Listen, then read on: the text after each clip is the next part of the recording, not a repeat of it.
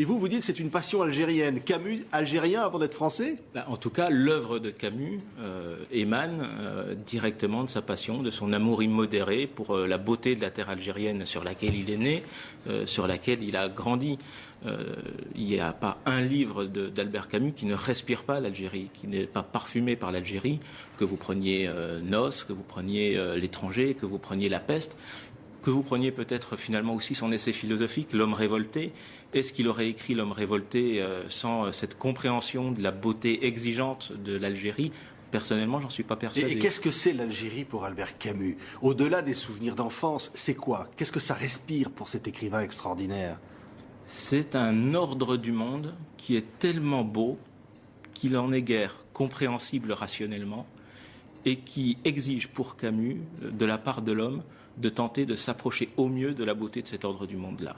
C'est pas une beauté, il se contente pas de la contempler, c'est pas un admiratif Camus. C'est quelqu'un qui, d'un sentiment de beauté, d'un amour, d'une passion, va tenter d'en dégager un sens pour l'homme. Ouais, et c'est ce qui se passe dans toute son œuvre. Il dit au printemps, Tipaza, c'est un quartier d'Algérie, est habité par les dieux, et les dieux parlent dans le soleil, l'odeur des absinthes. Il décrit une Algérie rêvée, une Algérie extraordinaire, qu'il aime au plus profond de sa chair. Oui, et c'est d'autant plus intéressant qu'il dit bien, au printemps, Tipaza est habité par les dieux. Il y a l'angoisse métaphysique qui est là, parce que au printemps, c'est pas toute l'année. Qu'est-ce qui se passe le reste de l'année ? Par qui elle est habitée ? Est-ce que c'est par personne ? Est-ce que c'est par seulement les hommes qu'ils considèrent sur cette terre plutôt comme des passagers eux aussi, comme des invités privilégiés? L'angoisse métaphysique est toujours présente, même quand il est le plus admiratif de la beauté d'Alger. Et moi, je rapproche cette phrase-là, ce passage que vous citez sur Tipaza, d'un propos tenu des siècles plus tôt par un autre Algérien célèbre, Saint Augustin, qui, devant la beauté d'Annaba, ce qu'on appelait Beaune, dit « Cette terre n'aspire qu'à la paix ». Là aussi, ce n'est pas une contemplation de la beauté, c'est la beauté qui appelle une exigence pour l'homme. Ouais, et le Camus, devant les passions, les secousses de l'histoire de cette Algérie coloniale, évidemment, il y a la polémique, il y a le non-engagement, mais qui n'est pas forcément une réalité. Il y a le drame de Camus, c'est son époque. Il est dans une époque très idéologisée, ou très manichéenne, où il faut absolument se déterminer en fonction d'un camp ou de l'autre. Et lui, il n'est pas là-dedans. Il est un artiste. Camus n'aura de cesse de dire qu'il est un artiste. Et il le définit très simplement, le rôle de l'artiste. Il dit, mon travail, c'est de faire naître, de perpétuer un rayon de lumière dans la misère humaine, par le biais de l'imaginaire, par un monde qui s'approprie. Et donc, il n'est pas dans le registre du politique quand il prend position, parce qu'il a pris position sur l'Algérie avant tout le monde en France. Il prend position en tant qu'artiste. Et qu'est-ce qu'il dit ? Il dénonce les injustices, parce qu'il est aussi, les opprimés, il est aussi la journaliste. Des victimes de l'histoire. Bien sûr. Et puis, lui, c'est un enfant de la pauvreté, Camus. C'est un enfant de la pauvreté, c'est un enfant de la guerre. C'est un orphelin. Il n'a pas connu son père parce qu'il est mort à la guerre. Il est d'un seul camp, Camus. C'est de celui qui subit l'histoire et pas de ceux qui la dominent. Et il va avoir de cesse de mettre en rapport ces quelques paroles sur l'Algérie avec sa propre histoire. Sa position sur l'Algérie, c'est la perpétuation de sa brûlure. Elle est expliquée par sa brûlure interne. Et donc, qu'est-ce qu'il fait ? En tant que journaliste, il décrit, il dénonce les injustices, l'iniquité d'un système qui devient absurde, quel colonialisme tel qu'on le connaît sur la fin. Et puis, lorsque les événements se précipitent, que c'est déjà la guerre, qu'il n'y a au fond plus beaucoup d'espoir, il le sait très bien, il va à Alger. Au moment où tout le monde lui dit d'ailleurs de ne pas y aller parce que c'est dangereux, au moment où tout le monde à Paris a plutôt tendance à se taire et à parler d'événements au lieu de guerre. Et il en appelle à une trêve civile. Il demande à ce qu'on épargne les innocents. Oui, mais il ne prend pas parti, d'une certaine façon. Si, il prend parti pour l'humain. Son seul parti, c'est celui de l'humain. Mais il dénonce la violence, l'ignoble. De quelque bord qu'elle vienne. Pour lui, la violence n'a pas de couleur politique. Elle est absurde, parce que c'est une négation de l'autre, de l'altérité. La passion de Camus, cette passion algérienne, c'est aussi la passion de l'autre.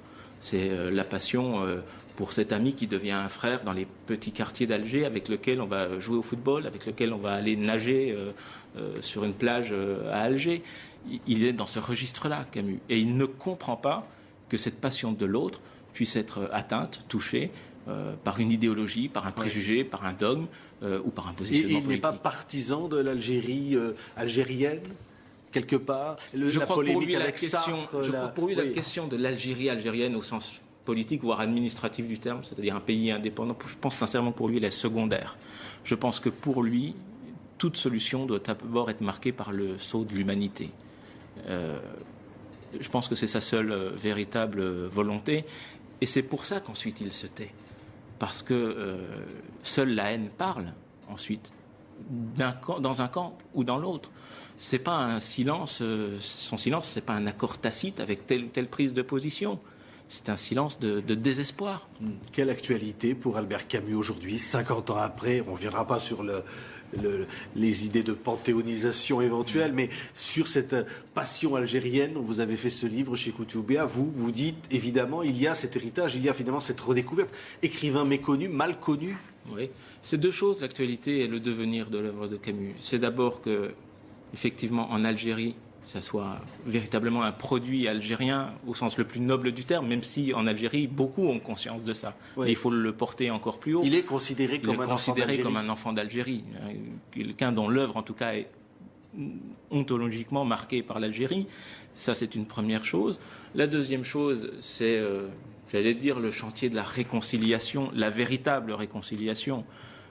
De faire comprendre, de faire cesser le malentendu qu'il y a eu sur l'œuvre de Camus. Puis il y a une troisième actualité, ou plutôt un troisième devenir de l'œuvre de Camus, c'est est-ce qu'on va enfin accepter la difficulté d'être un homme libre?